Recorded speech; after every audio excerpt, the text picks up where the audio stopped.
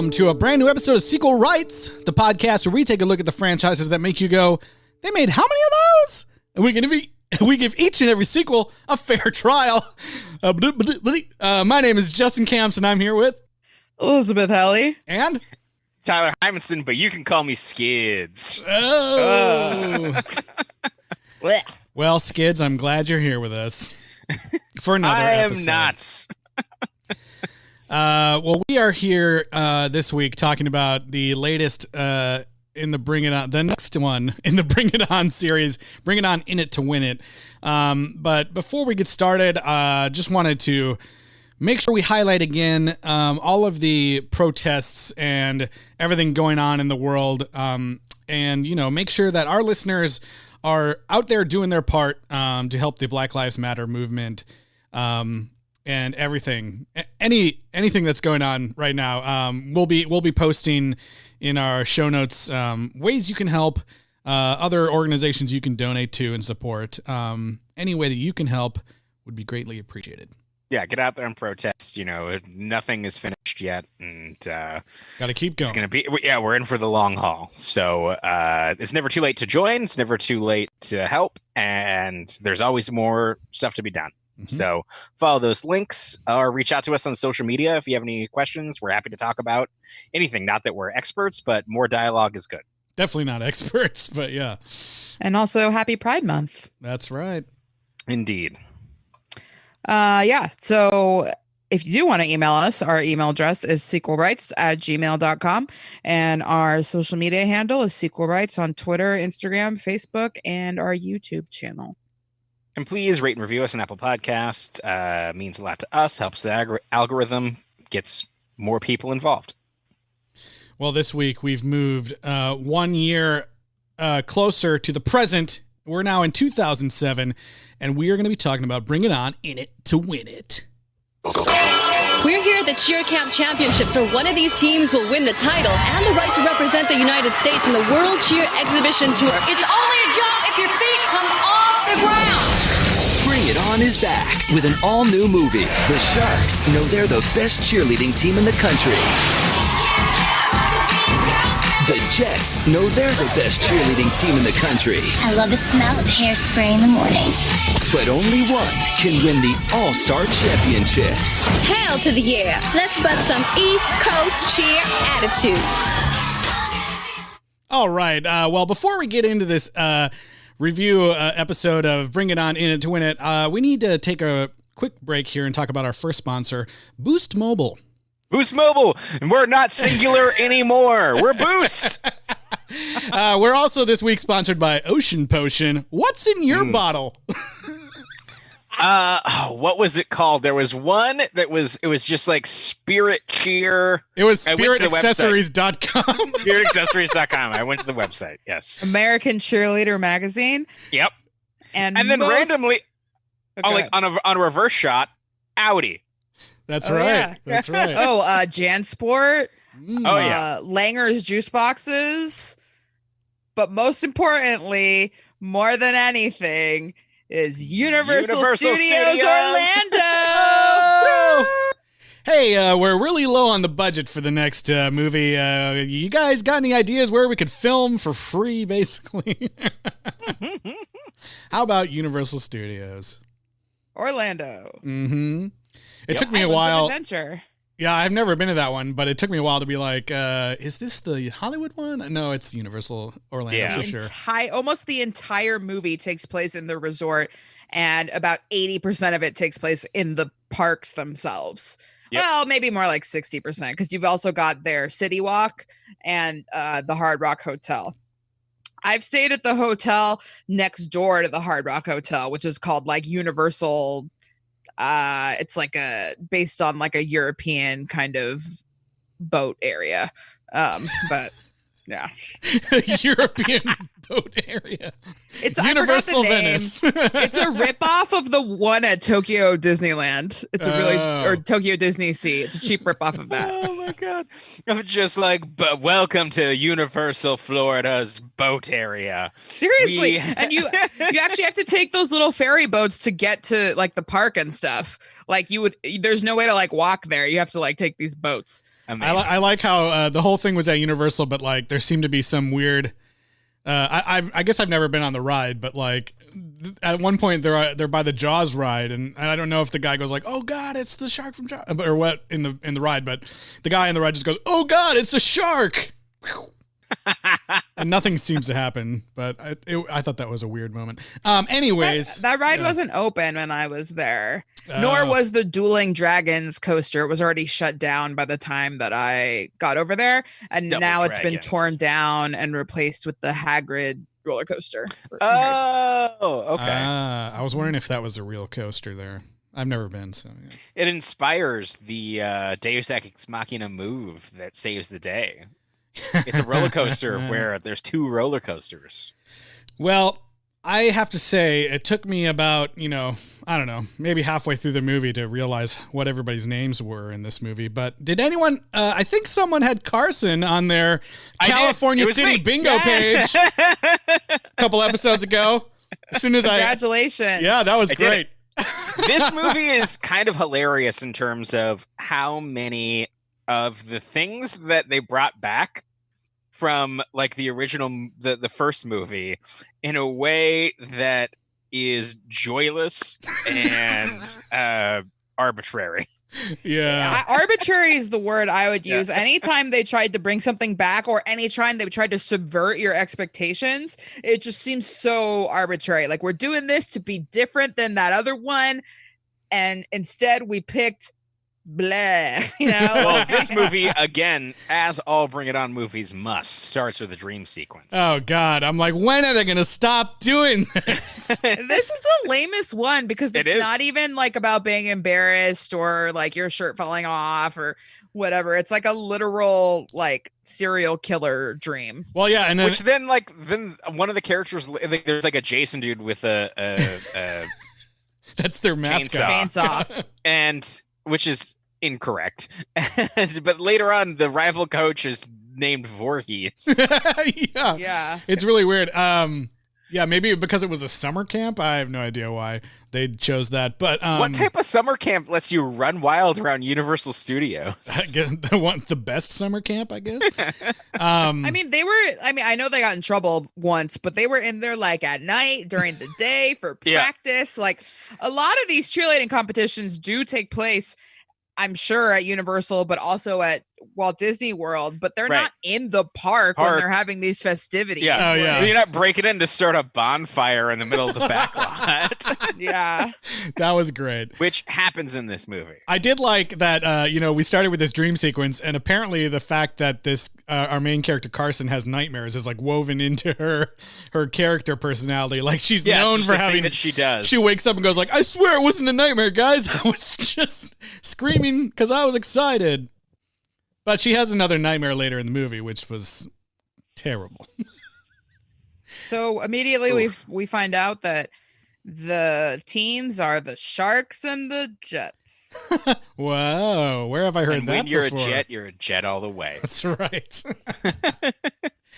Like, they seem to make a big deal about it, like in the first 5 minutes, and then never again mention that like the Sharks are like West Coast, we're bringing in dance moves and not traditional cheerleaders, and then the Jets are like, we're on the East Coast. But like, the main girl of the East Coast Jets, I've never seen anybody look more like fake bleach blonde, like California, Florida. I know. Like, I was like, look at all these future Florida's Karens. Technically part of the East Coast, but it's not what you think of when you like think East Coast. Like, all of the children in this movie, and they are not 20-year-olds pretending to be children. Like, a lot of these people are actually young.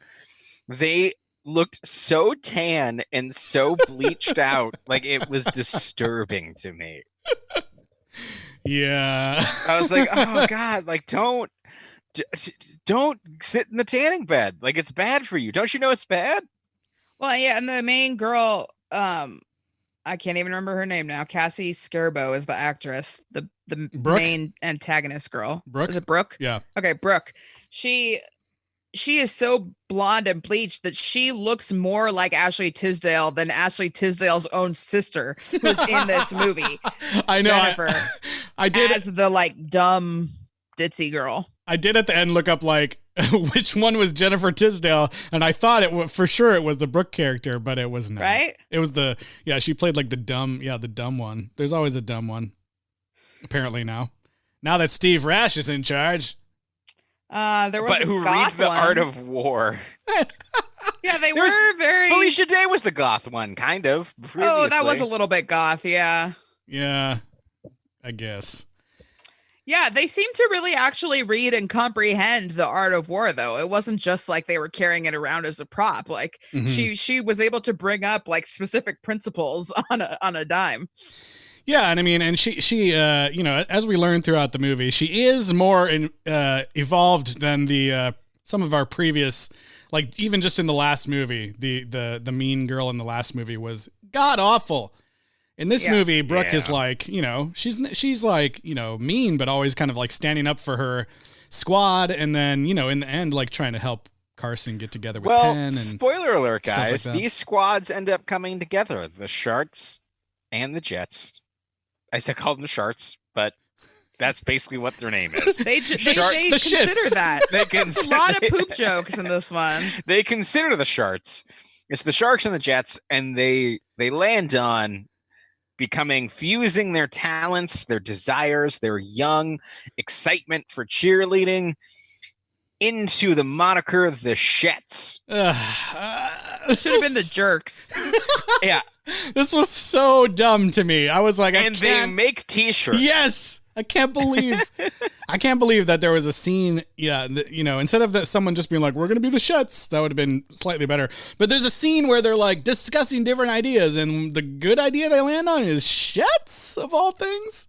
So then the rest of the movie, they're like, Shets, Shets, Shets, Shets. And it sounds like they're saying shits basically, which maybe that's what the joke was. And they had time to get the logo made and the shirts printed, but then they didn't have time to make new costumes.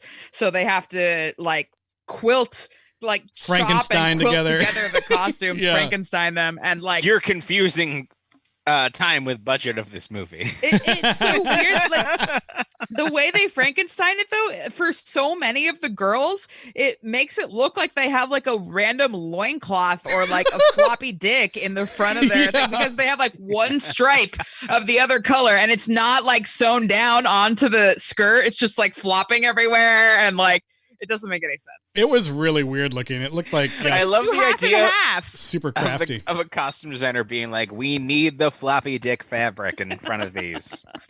I guess. I demand it. Oh God. Well, so yeah, we talked about the we get the continuation of the dream sequence opening. One thing we don't get this movie, no tryout sequence. We got two squads and they're at summer camp and that's it. Yeah, this movie takes on more of the club cheer world, which is actually where a lot of these competitions and big trips and camps take place, because so many of the schools obviously don't have money to do this kind of stuff. And so people go and join their club cheer, just like they go do, club soccer or whatever other fancy sports. Yeah, so it's just as competitive, if not more, than the school related cheer squads for sure. Yeah. So yeah, we get introduced to the two squads. They're at Camp Spirit Thunder, and then there's a rival camp by the camp director's like ex-husband. Camp Crystal Lake, yeah. The other camp that's like, and then they have like a big competition at the end. That's the whole setup for this. Right. It's a wet Camp hot Rock American situation. summer. Yeah. And Cheer TV is still going strong. Oh my God, yeah. Cheer TV. Which I thought was really funny. What else? Oh, one of my favorite moments happens really early on in the movie. I love that this movie took the time to film our main protagonist getting run over by a stroller in the middle of a theme park. That's where she gets her nickname, Skids. We get this lovely meet cute between Penn, who is like her potential love interest in the movie. I have to interject here. Yes, I feel like this is the first love interest of any movie that we've watched, and we've watched Step Ups, Cinderellas. What else do we have here? I feel like there's another franchise I'm missing. Mamma Mia's. Mamma Mia's. Bridget Jones's? Bridget Jones's. Bridget Jones eye. This is the first love interest that we have seen that has a rat tail. Oh. Because there's a shot early on in this movie where this gentleman, Penn, because he's not named after a city on the East Coast. He's just the abbreviation of Pennsylvania or a college, maybe. Totally. Even though he's Latino and speaks fluent Spanish. Right. And and his family was it doesn't make any sense. Don't unless be he was a named after a battleship pendejo. or And something. somebody calls him Bentejo at one point, right? Yeah. She says, Yeah. "Don't be a pendejo." I think as a joke. Yeah. Stupid. There's a lot of wordplay that's sacrificed So for taste in this movie. So But he turns and he has a fucking rat tail. Like all these people look like that they just got them out of the theme park in Florida, and they're like, "You're in this movie now." This scene with this, so they meet and then I think he calls her out or something and she turns and gets hit. She runs into a bunch of people with strollers that are running through the park for some reason. That would be allowed. I mean, it's not allowed, but it definitely happens. And for whatever reason, she falls to the ground and even though they're, people, they're not in a car or something crazy. There are people that could just stop running. They continue to run fully over her with a stroller and their feet and everything. I was like, how did that even happen? At Disneyland, it would be one of those big camping wagons that people put their kids in that got banned from the park. Oh, yeah. But somehow people still bring them in every day. The Radio Flyer 3.0. Yeah. Yeah. I just thought that was so funny. Radio Flyer. Radio Flyer, yeah. That was the first moment that I truly laughed in this film because I was just like, what is going on? We also find out in sort of the beginning introduction to the camp is we have the spirit stick back for the first time. I think since the very beginning. Yeah, Yep. I think you're right. Big comeback for the spirit stick. Although the mythology behind this spirit stick is not that if you drop it, there's a problem, but if you lose it, you get cursed. Right. Instead of dropping it and disrespecting it. Yeah, you can drop it or whatever, apparently. Yeah. This one, as long as you have it on your person, you're good to go. Which leads to another nightmare of them being homeless on the Universal backlot.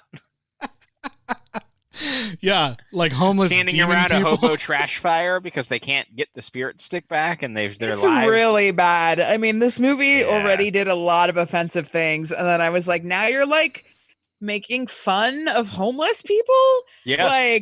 Why? It was just so not, and they weren't just making fun of being homeless. They also had zombie monster makeup too. I know, And it was were weird.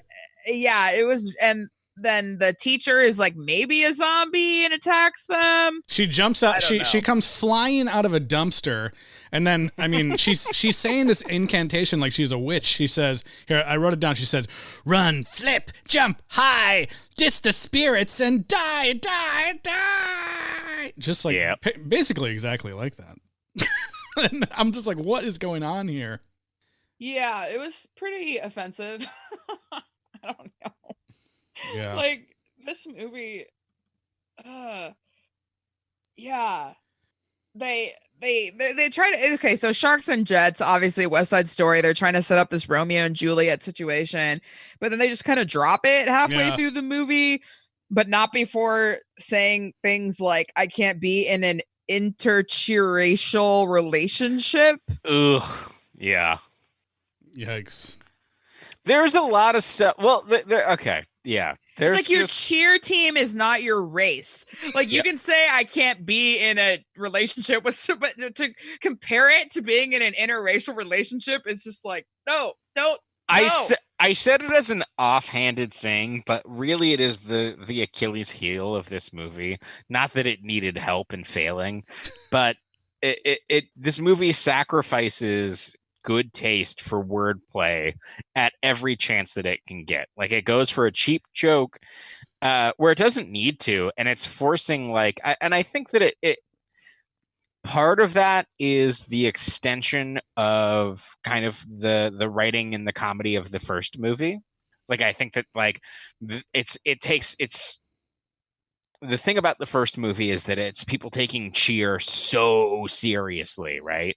And then so it's the spirit fingers thing and things like that. And I think that they think that they're moving forward in that same tradition, but what they're doing is making bad puns at the expense of how do I like? Yeah, you said it. Good taste. It's not political correctness. Like it's something worse than that. Yeah. And we love a good pun. The name of our podcast is Sequel Rights. Yep. Yeah. But like when I was brainstorming, I remember one of the ones I came up with was separate but sequel, and you guys were like, no. I mean, I was just throwing, stuff at the wall. Totally. But yeah. Yeah. It's really, this movie is bad. It does go hard with the cheer whatevers in this movie. They're like Cheertopia, Cheer Poker, whatever. Total cheer clips of the heart or whatever she says at the end. Yeah. Oh, Cheer Poker. So stupid. Yeah, I guess while we're on the subject of what's wrong here, I mean, it's so hard to talk about considering the current climate, but the entire thing with this character Aisha, who is black, is just like so these movies seem to alternate from being like all about race to then pretty much completely ignoring race, but then this one is kind of like we're ignoring it, but then we just have this super offensive like, I mean, okay, so she starts out like one of her first lines is that she threatens someone and says, "I'm going to slice you like government cheese," which I was immediately like, "Oh my God, is that what we're doing with this character?" Like I was horrified by it. But then plot twist, like she reveals later that she was kind of faking this attitude and like street I don't even remember what horrible word she uses. She says she's an Oreo. She's an Oreo, which is, regardless of the fact that she's putting that moniker upon herself, it is very bad and offensive. I will say that it is something that I heard in high school. Sure. Like it's a phrase that was not new to me. And I think Twinkie for Asians. Right. And I think that part of the downfall of these movies is I think that the first movie, there was a satire, and that the reason it became successful is because it felt like kids felt like it was honest. It felt like that they were speaking the way that kids talked, and I think that is so dangerous and so treacherous, and especially when you're getting into a fourth movie and you're in 2007, like there is no call for it. And especially for a movie that is so surface level, it's like it's played for cheap points, basically, of her being like, yep, like I'm mostly white and like I tried to act black to get respect. And then the movie's response to that is, well, what's less exhausting than just doing that is just being a bitch. Yeah. That's like a quote. That's a direct quote. And I guess I get what someone of the writers or someone was trying to do, something where, okay, like these kids are putting on this facade, in order to fit in, and they're all actually someone else on the inside. But the things that they are hiding are treated all as of equal shock and surprise when they're not equal. Like, these are all like wildly different levels of deceit. That was just such a weird scene. That it it starts with that reveal about Aisha, and then like continues on like, oh well, you thought I was gay, but I'm not, and you thought I was this, which and is I'm not. Oh my God, no, that's a whole other thing. It's basically him revealing that he has been sexually harassing and like sexually assaulting all of them this entire time. And he's like, you jerk. Yeah. No, that shit was insane. Like, so yeah, they're all like, it begins with them all of we're totally out of sync here, but like after they've come together, there's like this point where for them to come together as a team, they all have to, make these confessions. And we'll get back to like why this is a thing because Carson fucks this up so badly. But yeah, this guy's confession, who's been the token gay character that we've had in all of these movies up to this point, his fun beat is him saying, "Guess what? I'm not gay, but when you girls started changing in front of me, I couldn't stop." Which, okay, I'm sure that this has happened to boys in high school. For sure. You guys all assumed I was gay, and so I just went with it, and I just tried to be the funny, fun gay guy. But I think most of them would not say, "Oh, but then I continued the ruse because I was looking at you undressed." No. Yes. They would say, "I kept doing it because I was scared to tell you the truth, because I wanted to be popular," whatever it is. Right. But like he immediately tells everyone that he's been like looking at them, and it's just so disturbing and not, it doesn't ring true at all. Like it's like it's all played for comedy when it all could be something that is like actually, poignant about what high school students experience. And it's so disappointing. I mean, I think it's weird. I don't know if it's a relief because I was so offended how they were acting before they had the reveal. Like the fact that his most prized possession was a CD that was called Sassy Broadway Show Tunes. Oh my God. Not even just Broadway Show tunes, sassy Broadway show tunes. And then the girl, the black girl making all these like jokes about government cheese and like trying to do the dancing with the choreographer that was just like, what are you doing? The like black choreographer named Chicago. Yeah. But yeah, so I mean, I guess it's good that stuff was not what they really meant, but then the way that they expose it is so like bad. The reason that all of them were doing it doesn't ring true. Yeah. Yeah, it's all surface level, like we said. It's just like here's the thing, and now we're paying it off. And like if I was a kid watching this, I'd be like, fuck you. This rings so much of like the Steve Buscemi like meme of hello fellow kids, like with the skateboard over his back. Like that's what someone who doesn't understand. This movie is 90 minutes of that. Yeah, and then Carson's secret is just, oh, I'm scared. It's like, boo. Okay, like you're scared what? Like that you're fake, that you're not going to get into college? Like what? No, I'm scared.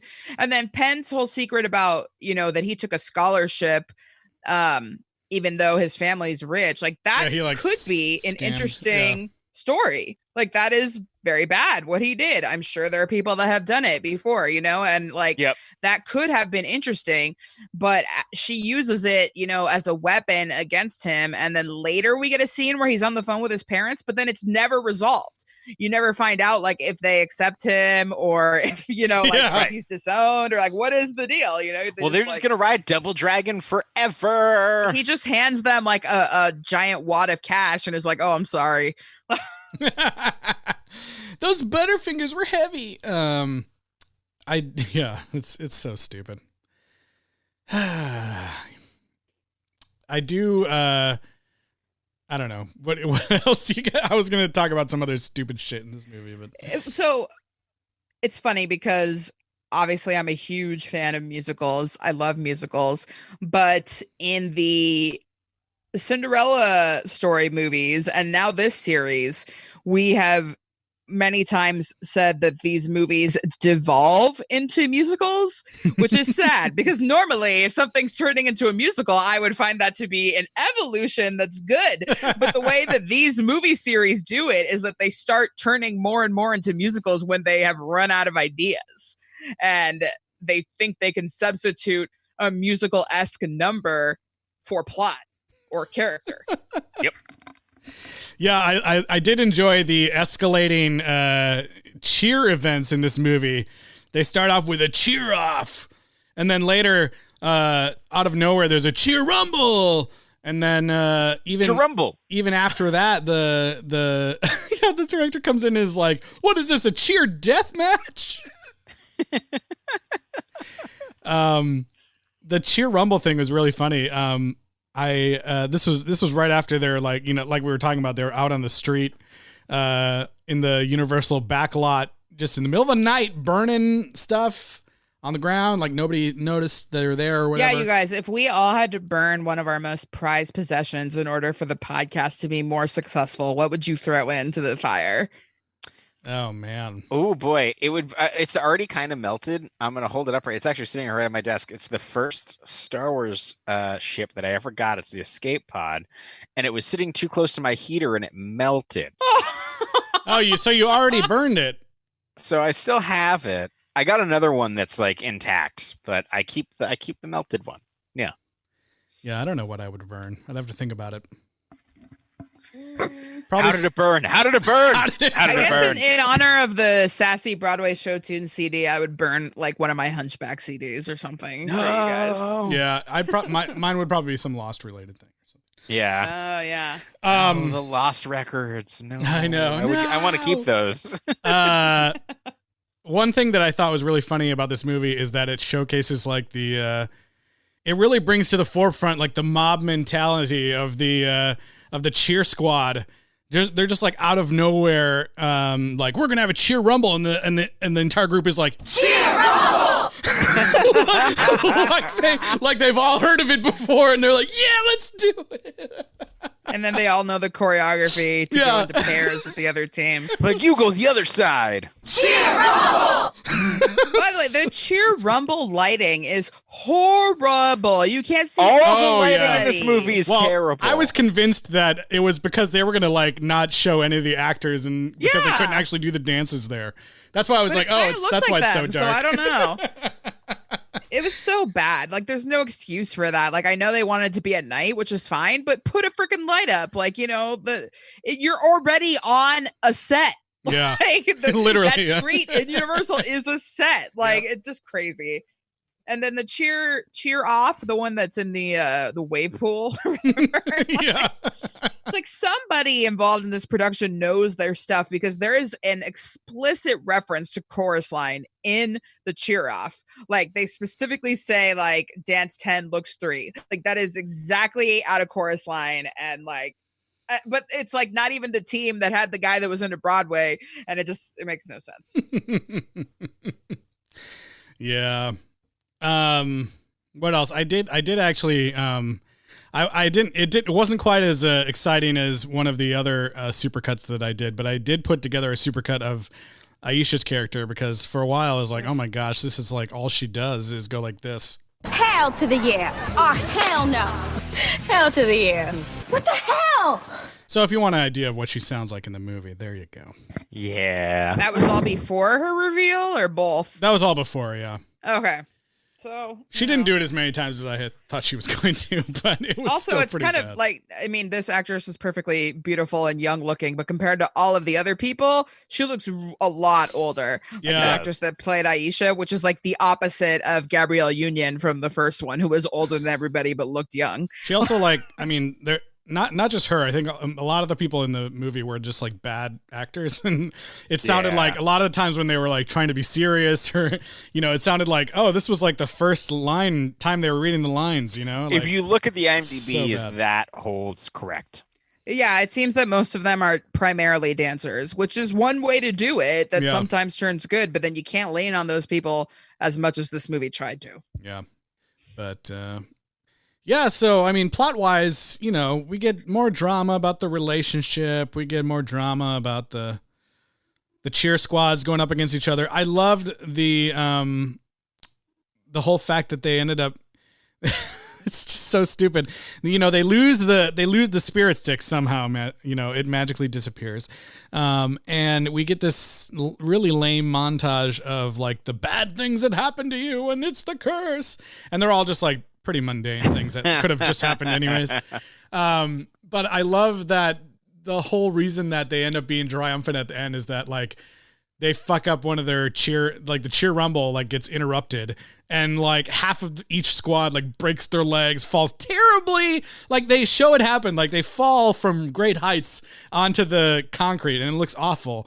And, Such great heights. Such great heights. Yeah. And then they say neither team has enough people to compete now, but somehow when they combine, the team is gigantic. Yeah. And all the people that had their arms or legs broken are just like nowhere to be found. They have to get sent home. They get a fence. I thought that was so messed up. Yeah, they're just like, yeah, bye. Yeah, but as soon as you guys get on the bus, we're going to make up a separate plan without you to continue on with these other people. Yeah, even in the first Bring It On, the girl who broke her leg still got to go to the championship and everything. Yeah. Right, you see that. Like, yeah, if you're in the NBA and you can't play, like you're still on the bench the night of. Yeah, you still paid for the full camp. What, they're just going to send you home? This camp, the particulars of this camp make no sense. Like, because our love interest Penn, he's basically just lied to his parents about what camp he's going to. He was supposed to be at warrior camp. He's supposed to be a warrior camp, and it's just like, how does that work? I don't know. Parents that don't pay attention, basically. I guess. Well, and the rules are all looser when none of it's actually related to school. Mm-hmm. Mm-hmm. I mean, you'd probably still have to get a permission slip if it's you'd have to. Organization. Yes.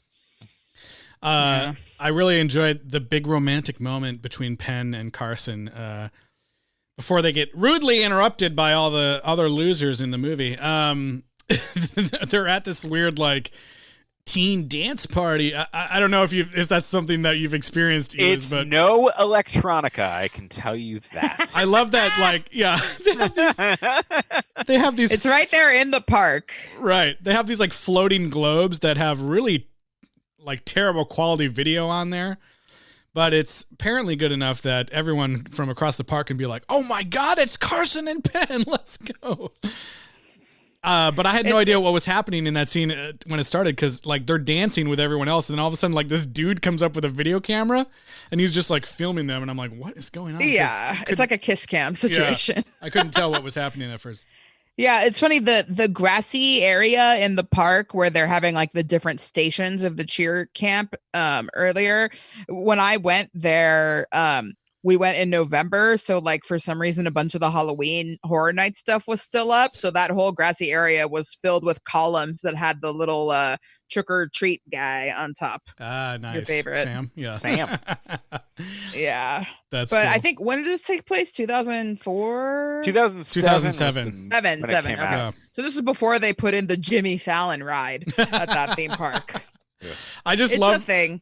I just love that scene because like all this dramatic stuff happens, and at the very end of the scene, you can see that like what is happening, with the cheer squad is still being filmed up on the screen. Yeah. So like even when he's like, my parents wouldn't, let me It's go like to this a cameraman camp. for Maury. Yeah, it's like the guy filmed the entire moment. Pretty funny.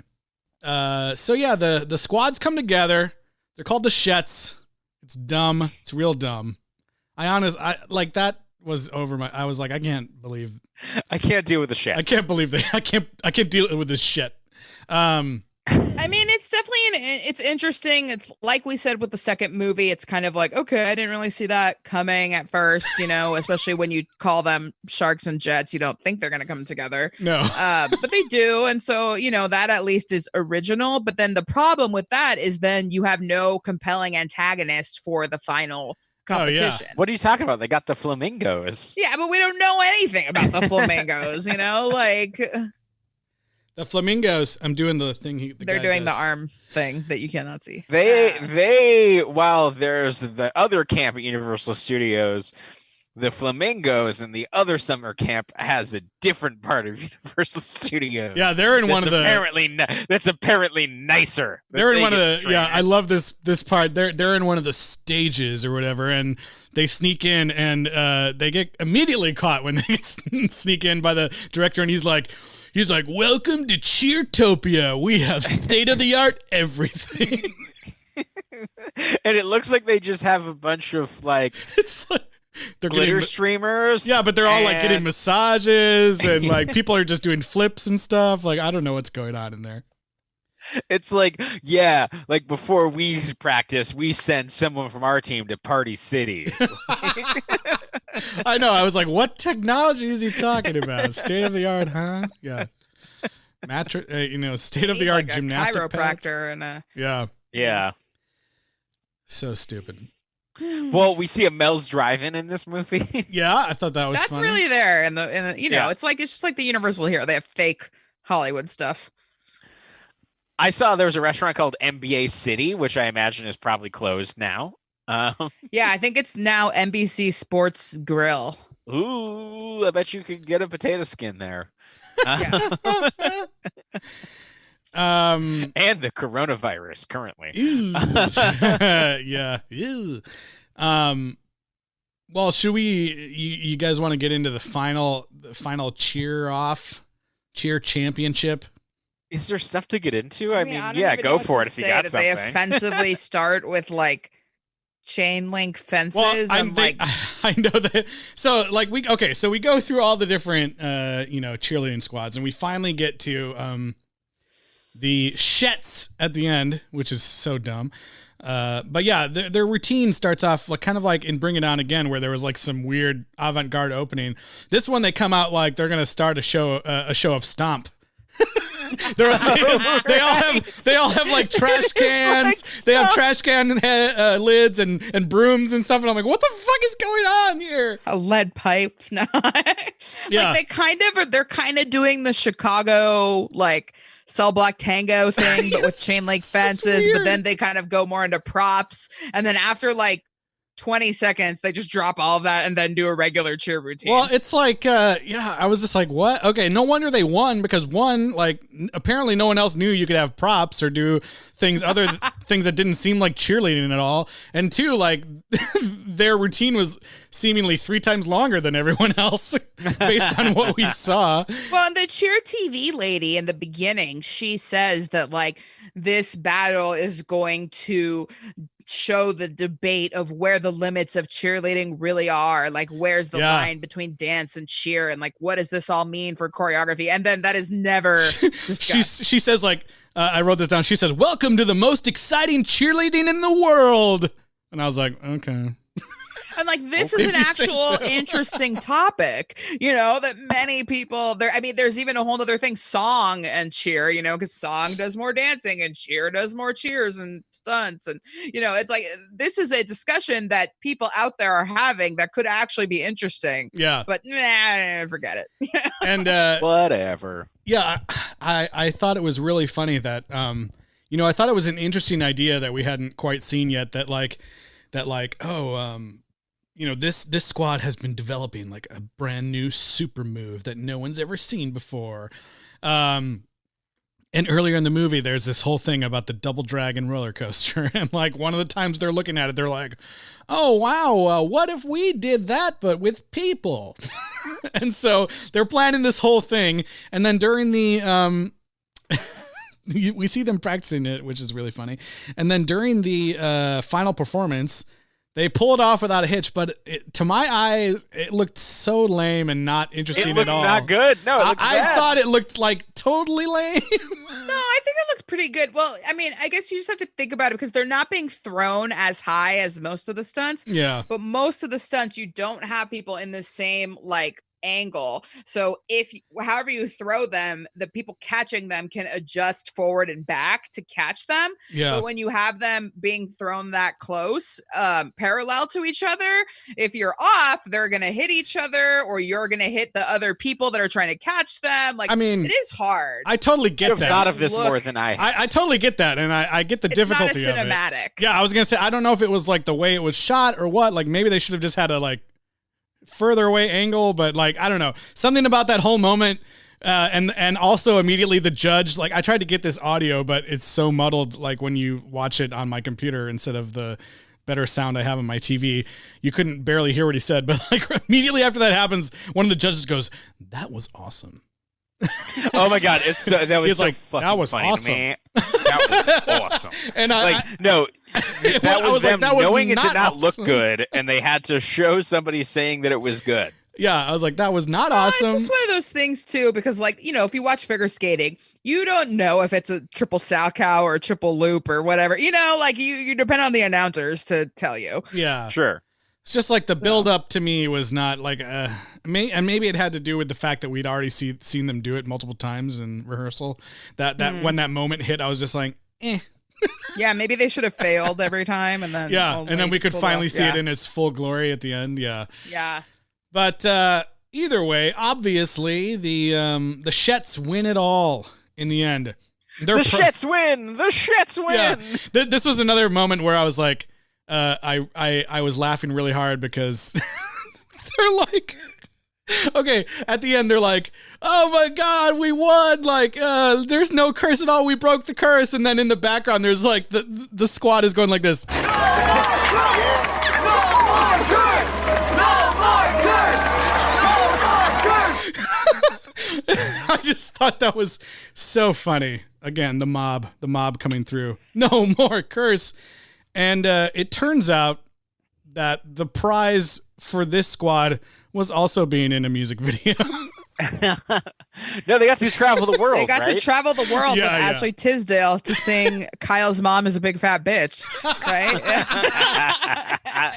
I was like, Eliz, how shocked were you when Ashley Tisdale's giant head came up on screen at the end? I mean, I knew she was in the movie because I saw one of the IMDb things mention that she was in the movie as herself. And so I thought it was going to be something like the Rihanna thing. But it is not.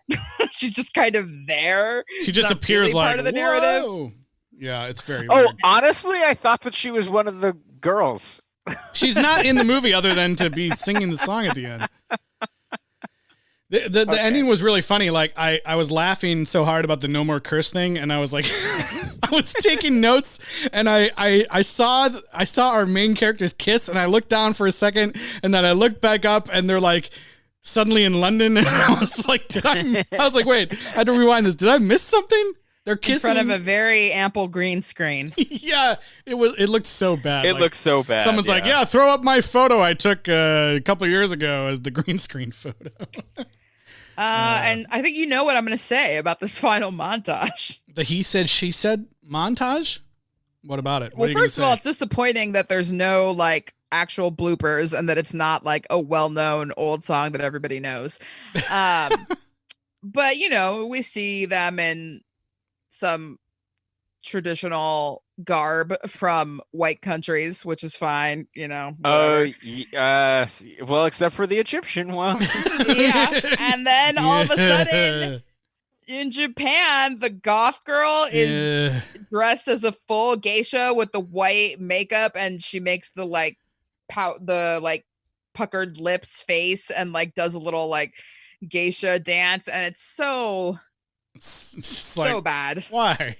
I mean, like, it's one thing if you're gonna wear if she just wore a Japanese kimono and was like, hey, we're in Japan, like, that's fine. People like can all try the other on ones.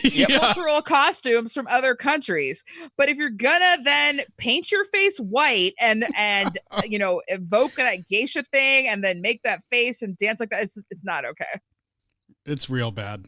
Just when you thought like, okay, this movie's already been horribly offensive to like gay people, black people with brains. Oh wait, we forgot Asians. Everyone. Hold on. Okay. Yeah. Well, no, that was like the last movie because too. There is a luau at the Universal, although I think that's just the traditional luau at Universal Studios, which is problematic in its own way. Yeah. Yeah. Terrible stuff.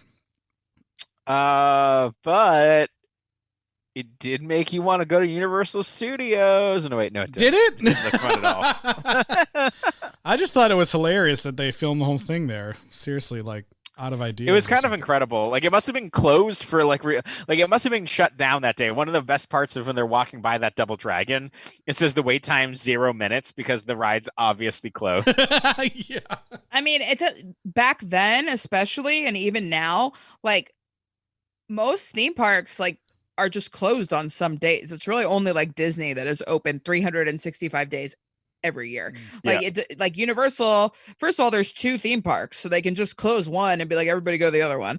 And you know, but yeah, it's very easy there to close off like big parts of it, which in Hollywood they obviously do for the filming, but in Orlando it's all fake filming or, you know, just like game shows or, you know, small things. But yeah, I mean, it is a fun-ish park. The Islands of Adventure, where the dragon thing is, most of its rides are focused on just dumping large amounts of water on you.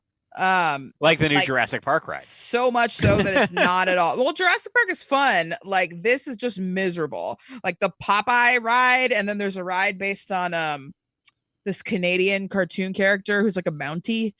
Dudley Do Right. Oh, yeah, Dudley Do that Right is in the a worst ride I've ever been on. Like I hated it. I literally hated that ride. But they still have the ET ride there, and they still have the 5-0 playground. Which can you if you still go put back your into the archives of our Facebook page, I do a live video tour of the 5-0 playground because we had just started the podcast when I went there. On the ET ride there, can you still put your name in? I don't think so. I think it's his friend. That's probably wise. Yeah.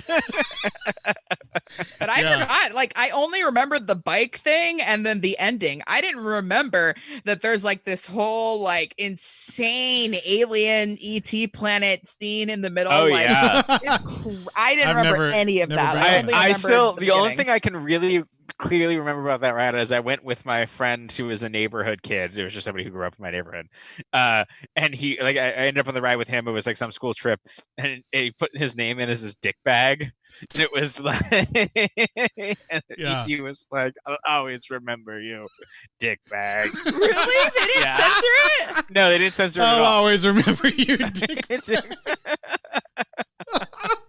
Wow. I know. I was like, how long did it take someone to put penis or something stupid like that? I'll always remember you. I don't think maybe you could put names, but I'm pretty sure that he just said something like generic when I went on it. Oh, God. This was like 2 or 3 years ago. But anyway, it's an okay park. I mean, especially now that they have all the Harry Potter stuff. I mean, even though I know Harry Potter's canceled or, whatever, but like it's still a cool theme park experience. Yeah. And now they have the Jimmy Fallon ride, the Fast and the Furious ride.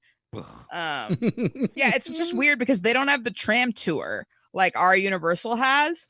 So because there's not an actual backlog. Yeah. So all the scenes that are in the tram tour in Universal Studios Hollywood are like standalone rides at Universal Studios Orlando. So you just randomly get in a random vehicle that then drives through like King Kong Skull Island and Fast and the Furious. And so it's the same thing you do on the tram, but it's just like a whole separate ride that you have to wait in line. I mean, I would like to take the tram ride and not have to do the Fast and the Furious thing. So that sounds good.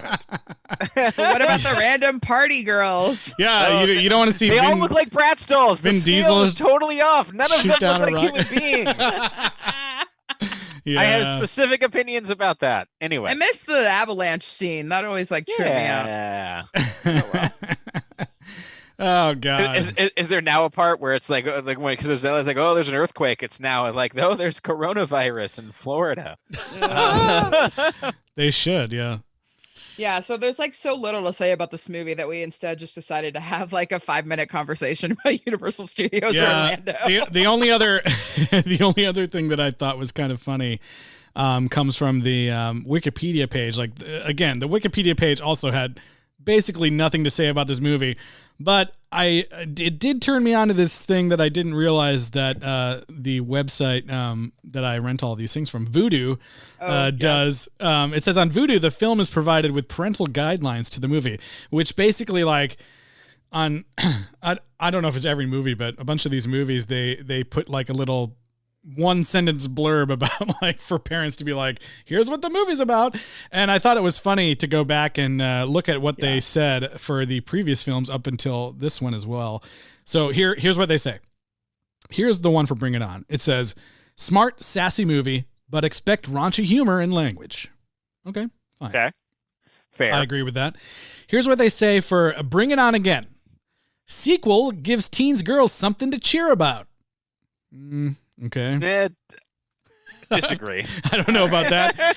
Here's what they say for Bring It On All or Nothing from last week. They say, older teens may find something to cheer about. Okay. So disagree. That's basically the same thing as the last one. And here's what they say for this week's movie, Bring It On, In It to Win It. Cheerleading retread has too many stereotypes. Totally agree. Totally agree. I mean, I feel like it was too kind to the last one. No, and I overly like mean. I feel like the repetition that we got from 2 to 3 could have been grafted upon 3 to 4. Yeah. You want to hear? Okay. You want to hear? Let me read this other. This is terrible. Okay. Let me read the rest of it. It says what parents need to know further down on the page. Parents need to know that although this fourth installment in the Bring It On franchise doesn't offer much in the way of actual sexual behavior, it has some heavy-handed sexual innuendo and some characters who are overtly sexual. There's also some cheer-related violence, including falls and broken bones. More problematically, most of the characters are stereotypes. The, in quotes here, ghetto African-American girl, the dumb blonde, the effeminate male cheerleader, etc. Though these labels are disproven later in the film, viewers would be better served watching something that doesn't resort to stereotypes in the first place. Fair enough. Yeah, just don't watch didn't it. the Wikipedia also say something like it's got 4 reviews on Rotten Tomatoes and they're all bad? Yep. Yeah. All 3 reviewers were negative. Yeah. Yeah. So, I mean, it's not it's a bad movie. It's a bad movie. What a mess. I mean, I think in the end it's less offensive than the last one was. I would agree as well, yeah.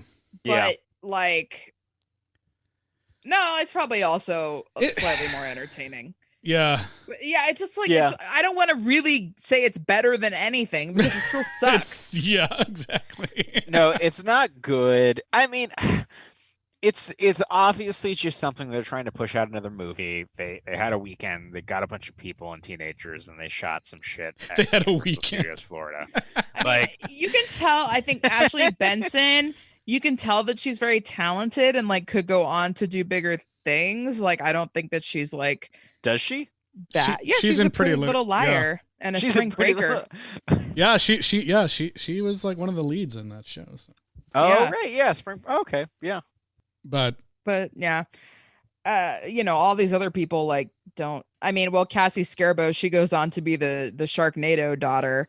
Mm-hmm. They also have one that takes place completely in Universal Studios, I think, right?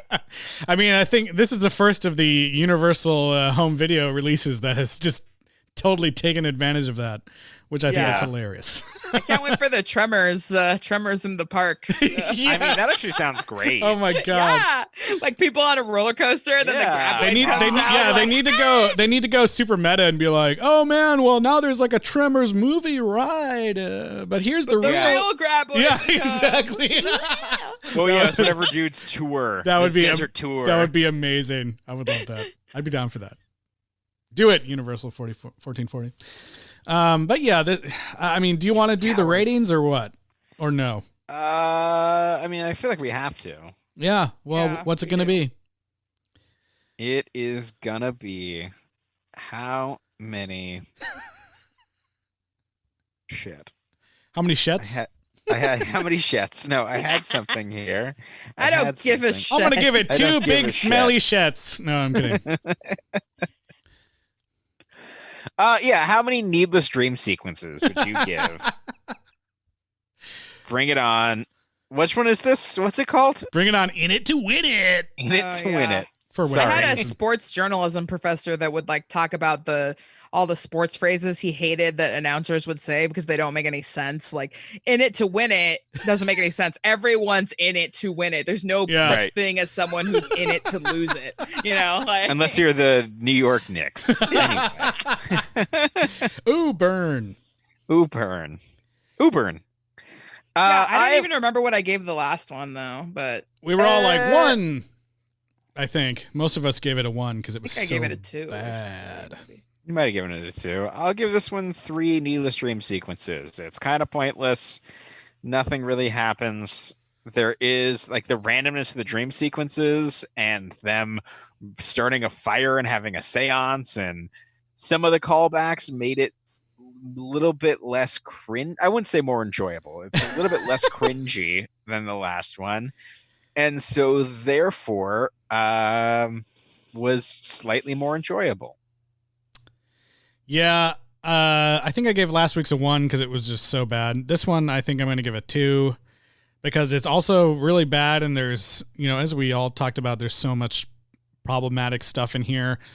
But I don't want to say I liked, but I appreciated the fact that, like, it seemed like everyone on the cheer squads, they weren't just like needlessly being mean to each other.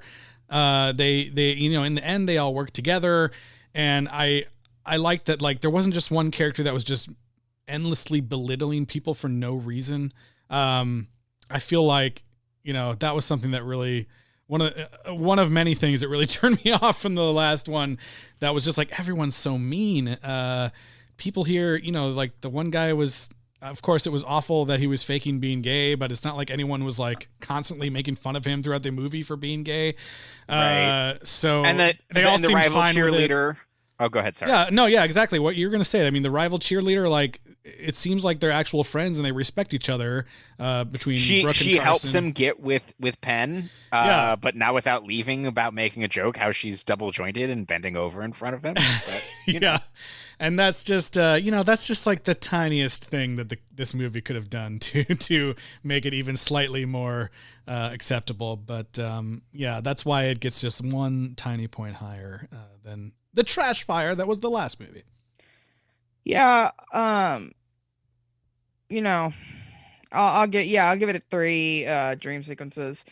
It's just I don't know, the last one had like definitely I think a little bit higher production value, and like even though everything was horribly offensive, something about the writing was like tighter, I would say, maybe like the way that the plot and the story moved, but just so horribly offensive that none of that mattered.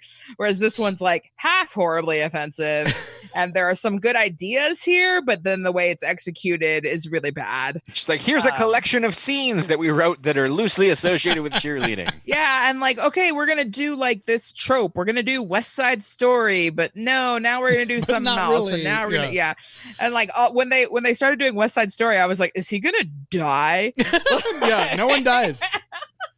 They just get injured and sent home. Yeah, that'd be funny if they both died. They do even do the whole snapping thing, like. They do. Yeah, they did. I was like, come on, stop this, stop it, it stop. But yeah, I think there were some actual good ideas there, but they just such horrible execution. And then, yeah, like especially in the case of these stereotypes, because it is a good idea to show the facade that teens have to put on and how this is damaging to, them. But not like this. Yeah, you could have done it a different way. The thing that I kind of like blows my mind is that I think that by far we'd all agree that the worst sequels that happen out of all of the many sequels and many franchises we've gone through is when some corporate douchebag gets together with a bunch of other middle-aged dudes and decide to pluck out the things that they think made some teen movie successful and then make a sequel out of that. And I think that out of Cinderella, out of Bridget Jones is not quite that, out of the Bring It On, this is the most egregious of that. Let's take what that first movie did and let's just, push it out, make something different. And it's the most cynical and evil and hateful version of that than I think we've experienced. And I never would have thought that would have come out from the Bring It On movies. But it really is the most crass, commercial, capitalistic version of a sequel that you can get to these past couple that we've had in this franchise. It's like, it's the bottom of the barrel. Yeah. Well, and it's also ripping off of High School Musical, which, I get that the Tisdale sisters are here, but it's like, even though High School Musical is not an exact Romeo and Juliet or West Side Story allegory, you do have two kids that are in two different things and their friends are trying to keep them apart or whatever, and that scene in the beginning where they exchange numbers and take the picture on the cell phone, that is exactly out of High School Musical when Troy and Gabriella first meet. Like, yeah, and then later in the movie she's like, why can't I delete you? So stupid. I don't know how to delete you. I just can't delete you. By the way, the main guy, Penn, I was like, this guy's like a low rent Taylor Lautner or whatever. And then I saw on his IMDb that he actually was considered for the role of what's his name? Jacob. Wolf Boy. Jacob? Oh, Yeah. That's hilarious. And lost it. I immediately, when I first saw it, this is so stupid, but I immediately was like, is that the guy from Passions? Like, I don't know if you ever watched that soap opera thing. No, I Soap only watched opera? One Life to Live. Oh, okay, yeah. I'm all about ABC. This was like one of those new soap CBS operas. and NBC. But anyways, yeah, it's not a great movie. Not a great movie. No. But Man. yeah, I think that's gonna bring us to the end of Bring It On. Oh, what I was gonna say? I was also gonna say that these movies are slowly like devolving into like, hey, what like, young female actress has like a new single that needs to get out in the world. Yeah. Universal Music. Yeah, like we got to make a movie now, but so that we can promote, Jennifer Tisdale's new song and also Ashley Tisdale's new song. And last movie had like an unreleased Hayden Panettiere song in it. I think Ashley Benson has a song on this too, right? Yeah, they all have songs. Everyone's got a song in the movie. You get a song. You get a song. So that's basically like what the next, few movies are, including Ashley potentially Benson's the from next one. Anaheim. Anaheim Hills, so she might actually know Rebecca Black. Who knows? Yeah. Well, She certainly knows where Carson is. Yeah, I think that's gonna bring us to the end of Bring It On, In It to Win It. And next week we move forward a couple more years to 2009 to talk about the Christina Milian starring Bring It On, Fight to the Finish. Okay. And again, this is even though the movie's called Fight to the Finish, it's still not the last one. there's Bad Boys for Life. That's right. There's more coming. Lucky you. Well, You know how in Milian? sports where most teams aren't there to fight to the finish, they're like fight to the third period. Yeah. We're gonna fight to the half. Fight to the half. Maybe we'll see some actual kind of discussion of dance versus cheer. Yeah, that would be interesting. Hmm. It's hard to say. And like this is the first time, if she really turns out to be the main character, it'll be the first main character of color for real. Yeah, I hope she's the main character. That would be awesome. Yeah. But we'll see. All right. So email us your thoughts on all of these movies. Yeah, email us sequelrights@gmail.com If you're still with or us. find us on Sorry. They might not be here anymore. Find us on social media, Twitter, Instagram, Facebook, YouTube, Sequel Rights. Guys, I didn't think the cheerleader movie would be the one that fucking broke us. but I know. apparently- I I thought think it it's was way gonna more be. than what's happening in the world, but I my thought God. it was gonna be funny. Yeah. And please, rate and review us on Apple Podcasts if you give a shit. I don't. Oh God. Well, we appreciate you guys for being here and making it to the end of the episode. Absolutely, and hopefully there's a bright spot in all of this That's for right. us really tearing apart these cheerleader movies. Yeah, they deserve it. Actually, I don't know. Do they even deserve to be talked about? I'm not sure. But anyways, we'll see you guys next week. Stay safe out there. Next week with Bring It On, Fight to the Finish.